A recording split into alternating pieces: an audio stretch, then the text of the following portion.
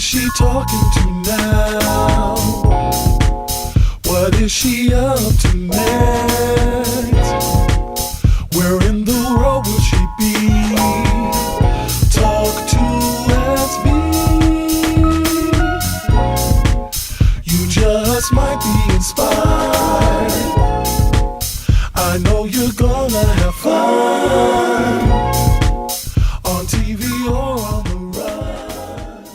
We are recognizing significant achievements of Hollywood living legends. One such dynamo is Rosalind Roz Stevenson, who became one of the first African Americans to serve as a film publicist with major motion picture studios in Hollywood.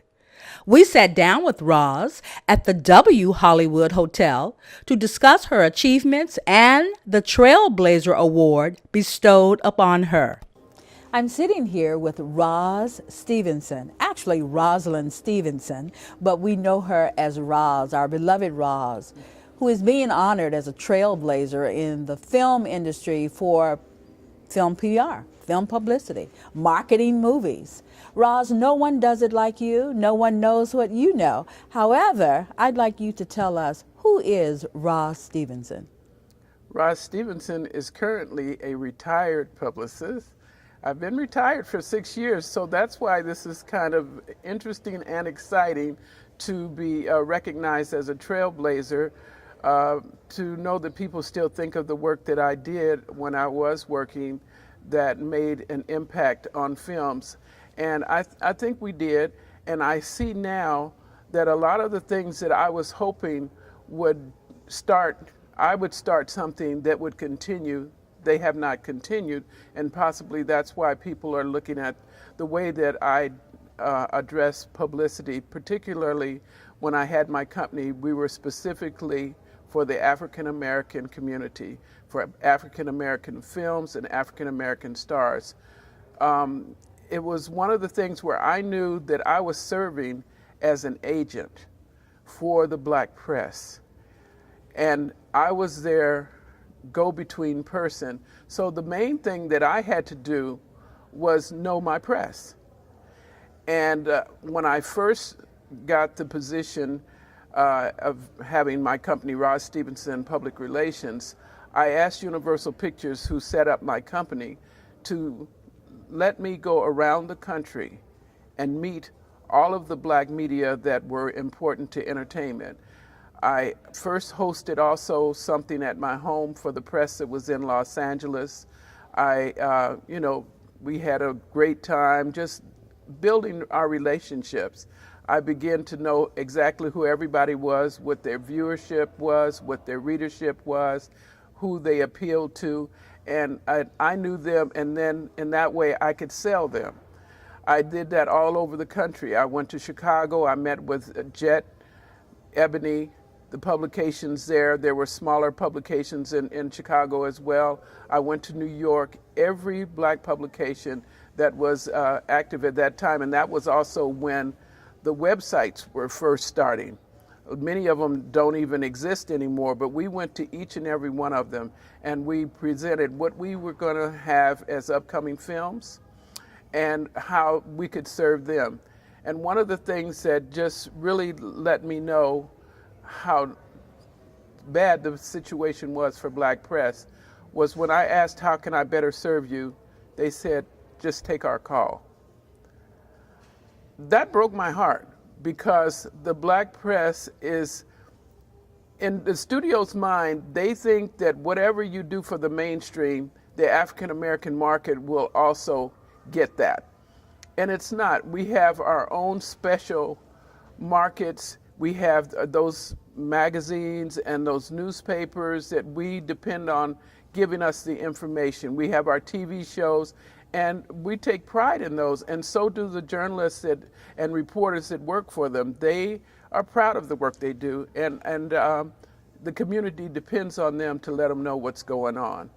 I went to Atlanta, I went to Washington, D.C., I went everywhere, and they were able to put a face to a name, and so was I. That way, we started on a level that when I contacted someone, we had developed some kind of a relationship. We were friends in that sense. Business, but friends. And I really think it was very productive in getting the best stories and the best outcome for the studios. The studio has to be guided to what we need.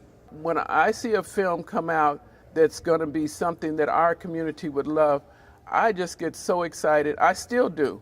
I want everybody to know about the project. And not only did we make sure the media knew about it, we would have screenings all over the country with large groups that were tastemakers they were the people who could give the word to everybody else, you got to see this. It particularly worked very well with, I'll give you, for example, the movie Ray. We screened Ray for the National Black Arts Festival. We screened it for a Congressional Black Caucus. We screened it for Gospel Music Workshop of America. Each and every one of these outlets, when we went to the National Association of Black Journalists, Jamie Foxx came along, others in the cast would come along and do Q&As afterwards. And so the people felt that they really got something special. I knew when I first saw that movie that Jamie Foxx was going to win the Oscar. And I was so thrilled to be at the Oscars when they called his name.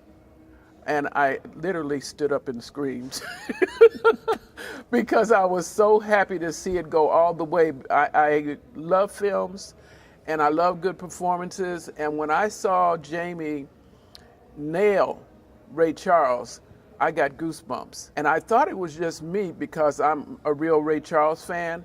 But my staff was much younger than I was. It was my son and other younger people that worked for me.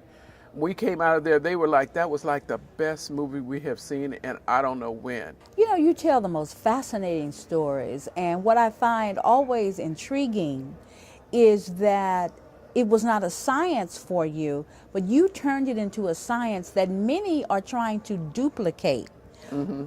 What do you have to say about those who want to walk in your footsteps? You just offered some advice. What makes a good publicist, a good film publicist? What makes a good publicist is, first of all, you have to be able to write. And I find that a lot of young people think that a publicist gets people in parties and on the red carpet and those kind of things. And those are part of the responsibilities. But writing is very important. And so anybody who's in communications, journalism, those kinds of things, that works really well. Academy Award-winning film Ray. Blockbusters like The Fast and Furious, Bad Boys 2, Nutty Professor, American Gangster, The Help, and cult classics like Best Man. What do they all have in common? Behind their success, a public relations legend and maverick named Roz Stevenson. I've worked on so many films I lost count. But we didn't. Over her 28 years in publicity, Roz has worked on more than 800 films. Can you imagine? The publicist's job in promoting a movie is huge. We get a person on the cover of a magazine. We get them on a TV show to promote the film. We get them on a radio show to talk about their next project. I was good at that. Long before she entered the world of press kits and premieres, Roz's showbiz career launched in front of the camera. She started as an extra in many films and later worked for the producers of the hit TV show Good Times. I worked in the film industry for 37 years, and eventually in 1980 I ended up in publicity where I found my fit.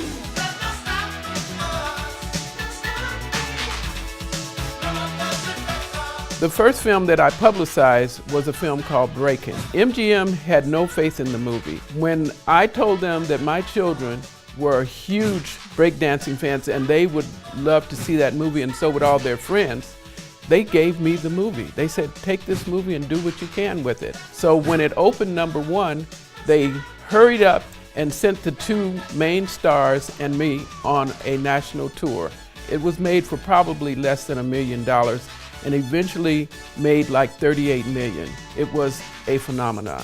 And the good times continued to roll for decades as Roz promoted films from MGM Studios to Universal Studios to Sony Pictures and many others. Her presence on the set brought comfort to many African-American celebs.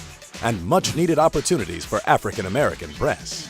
I became the go-to person for the studio because I saw things from a different perspective. I saw them from the perspective of an African American. When black stars saw me, they were just proud. They were proud to see a black person in charge when everyone else was white. You is kind, you is smart, you is important. The most rewarding part of my profession was gaining the respect of some of the people who I idolized, people like Bill Cosby, Sidney Poitier. Denzel Washington was one of my favorite people to work with. My man. In 2000, Universal Studios encouraged Roz to start her specialty PR firm, and they promised to be her #1 client. I didn't see that coming. It was absolutely the most fabulous thing. She said, discuss it with your husband and get back to us and let us know if you're willing to do this. I'm like, discuss it with my husband? We are ready to go. You know? After promoting an additional 100 films, in 2008, Roz decided to retire and spend more time with her husband and family, especially her 7 grandchildren. Oh man, I'm jealous. I have no regrets. I couldn't ask for a better life. It's been wonderful. I love my career and I love my retirement. I remember my mother used to tell me, you do all you can and God will do the rest. And he did. You're watching Talk2SV, my lovely friend, Sandra Varner. So I wanted to know, what are your expectations for 2014 in your career and life in general? Just keep continuing to do good work that I'm happy with, and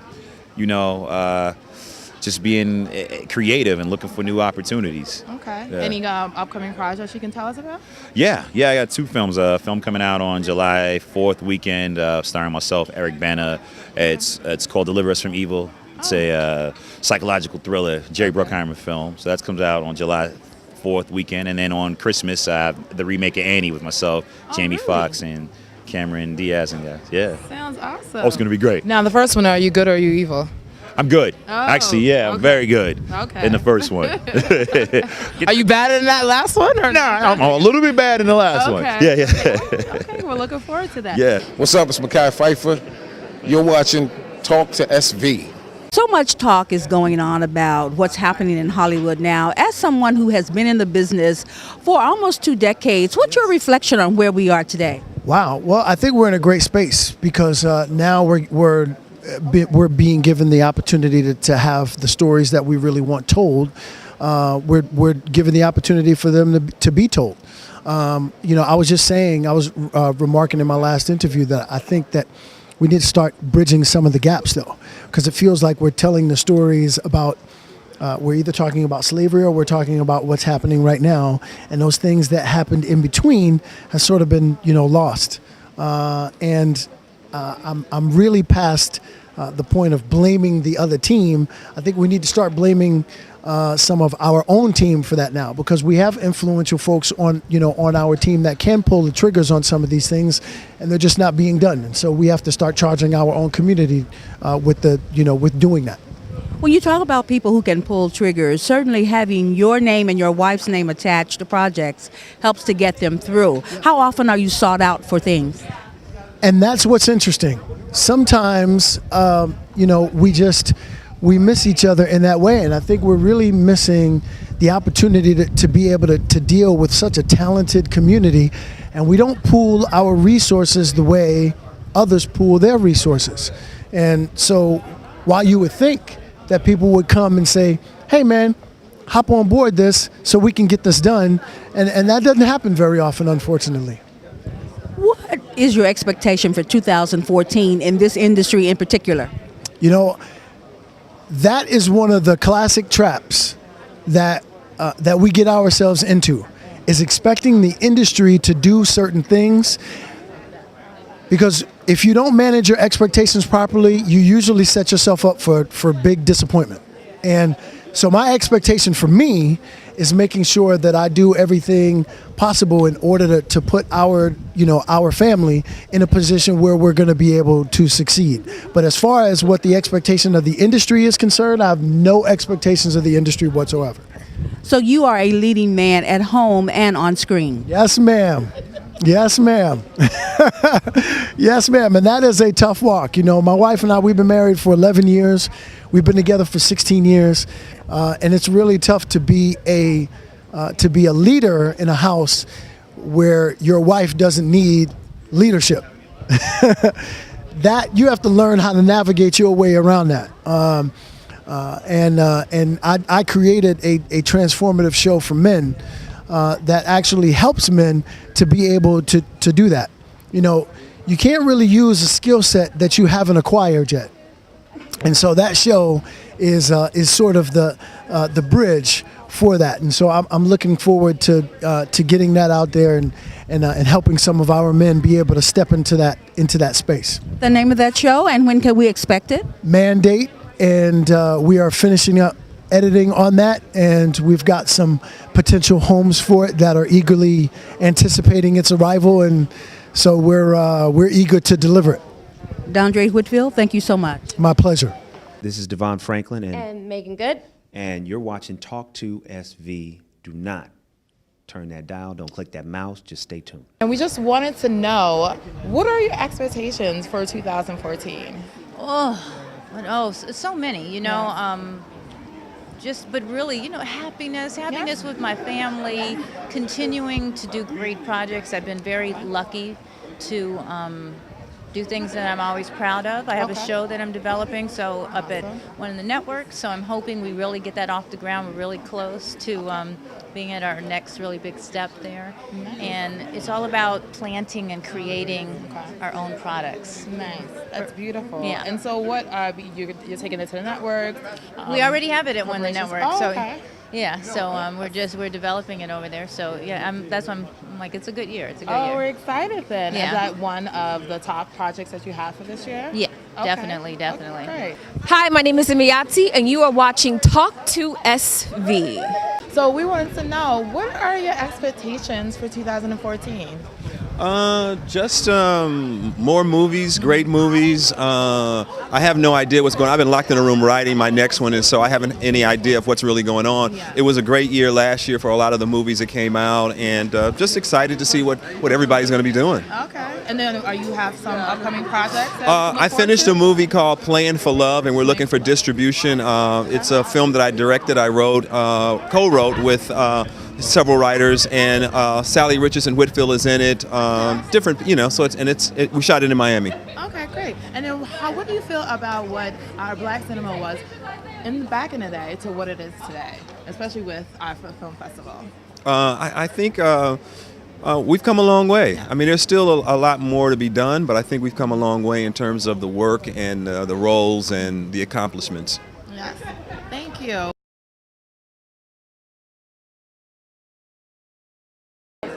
2014 for me is a year of change. What I'm focused on is building a global business. One of the challenges that we have for black films and black filmmakers is that studios always tell us that there's no business overseas.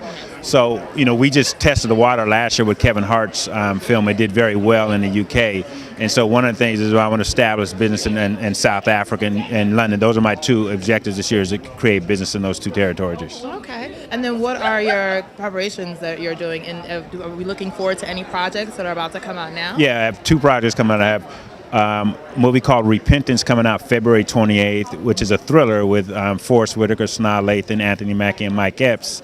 Then I've got another movie coming out the first week of April, which is Frank and Alice with Halle Berry. So there's next two projects coming out. That sounds great. We'll look forward to that. As well as, how do you feel about our young rising artists this evening that are being celebrated? Well, I think that's great. I think, and from my standpoint, I'm always looking for the next artist because, you know, a lot of times we circulate the same talent in these movies, so we're always looking for the next artist to come out that can break out.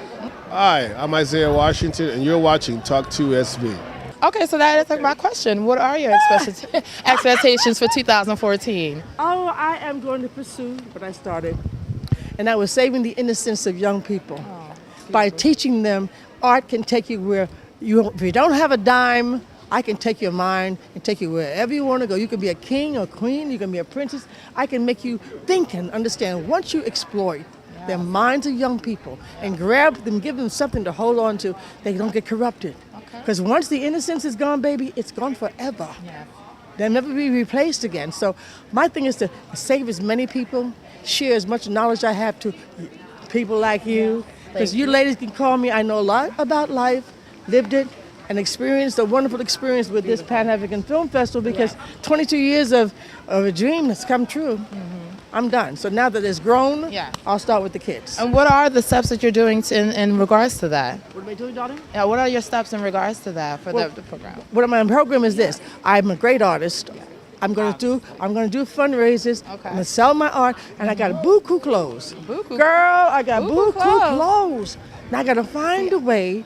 I'm gonna ask my fans out there.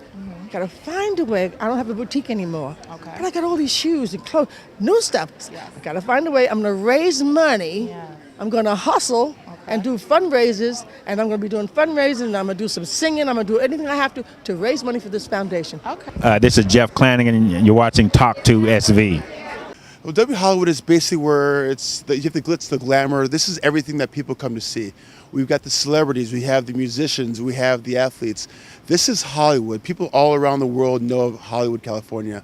I mean, we are at the historic corner of Hollywood and Vine. So anything you want to see with the stars, with pictures, the paparazzi, I mean, they do the Oscars, the Grammys all right around us. Hollywood, W Hollywood, this is where it's at. This is where you get to see everything. You come on vacation, you want to see what Hollywood's all about, you come to W Hollywood. What makes me an insider? I was born to do this job. My background is I did movies and TV shows, commercials. My best friends are Oscar award-winning actors. So when it comes to inside access for what people really want to see, what they want to know about W Hollywood, they come to me because I'm the one who can get you on the red carpet at the Grammys, that can get you on the red carpet of the Oscars, that can get you the courtside seats at the Laker game. Actually, I'm the one that if you want to go see the Lakers play, I'll get you the tickets and I'll get you the autographed jersey by Kobe Bryant that's brought down to your son on his 14th birthday. That's what an insider does. That's what W Hollywood Insider does. Anything you want done within reason that's legal, I can make it happen for you. If you truly want that experience, if you want to off the cuff, if you want to drive a race car, within the speed limits down the 405 freeway, I can make a phone call, and if you want that Ferrari, it's not a problem at all. Actually, the Ferrari, the Maserati, the Lamborghini would be delivered right to the hotel, and I can make that happen for you. People always ask me, what do you do for people? Why do you pick and choose? And as far as I'm concerned, anyone that comes on this property is a celebrity. I mean, you could be someone who makes $10,000 a year, you can be someone that makes $400 million a year. It doesn't really matter to me, but if you come with a request and it's something that's within reason that I can make happen, I will go ahead and scour the earth to make it happen for you. It's my job, but I actually enjoy doing it. All I ask for those that want to have the fun and all I ask for those that want to have the sleep is let us know ahead of time. When you make your reservation, you get an automatic email right from my personal email address, and it says, what do you want to do? What brings you to Hollywood? Just reply. Make my life easy, because I don't want to do the guessing. If you want to come here and your daughter has a recital a Sunday morning at 8 a.m. or she's auditioning for the next Disney movie, let me know that. We will put you on a quiet floor. If you want to come up and maybe have some adult fun and make a little bit of noise, we appreciate the partying goes downstairs, not in the room. But if you do, are you here to have a good time? Let us know and we can cater that for you. We can book the reservation at the restaurant, at the club. We do ask that you do try to keep it quiet, but if you're going to have a good time, let us know. If you want to be quiet, let us know. That way we can set it up for success for you when you arrive. Some secrets is that this place is like Fort Knox. It's like the White House, basically. There are tunnels that lead all underneath this property. And that being said, that with the celebrities that I've had to basically handhold, that they want to come, they want to see the club, they want to see the pool, they want to see the views, they'll contact me and I'll sneak them through the back tunnels and bring them up through private elevators that shoot directly up to the rooftop. And they can go and see everything, to see the scope of Hollywood without being detected by fans. I mean, they are celebrities and sometimes they want their privacy. So that's one of the secrets with this place, is that it's not just walk in the front door, get in your elevator and go to your room. I mean, it's very cavernous.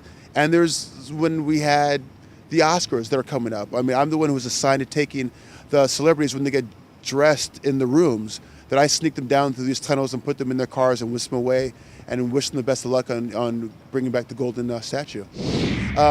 They often see it. I'm the one who's in the background in all the pictures. It's like if I'm in London or if I'm in Paris or in Hollywood and I'm with a celebrity, I'm the one who's always, the hair is in the corner of the picture or the shoulder or the jacket. I try to stand in the background and let them lead the forefront with the celebrities I do deal with. But when it comes to their privacy, when they sneak around, I have things that I can do in my back pocket that make things happen that way. I don't even understand how they do all the stars on the Walk of Fame, but we've had 5 different celebrities that have had their stars on the Walk of Fame right in front of our properties. So this is definitely a hotbed. I mean, if you are a celebrity, a musician, a Grammy Award-winning artist, and they're going to put your star, you want to have your star put in front of a building that's going to stand, that has significance. And that's what W Hollywood is. I mean, it's not the mom and pop's donut shop down the street. It's in front of the W Hollywood. Celebrities go, I want to have my star, I want to be remembered on Hollywood, but I want to be in front of a major building of importance. And that's what W Hollywood is. We basically broke the ground of bringing Hollywood back, and we're making it new again. W stands for basically everything positive with the letter W. That's my explanation. Whimsical, wild, wonderful, witty. I mean, all the positive letters that go with W. That's how I basically explain when people do ask me that. It's a very interesting property, and it's always an experience, and my job is to make it as pleasurable as possible. Hi, this is Robert Townsend, and you're watching Talk2SV.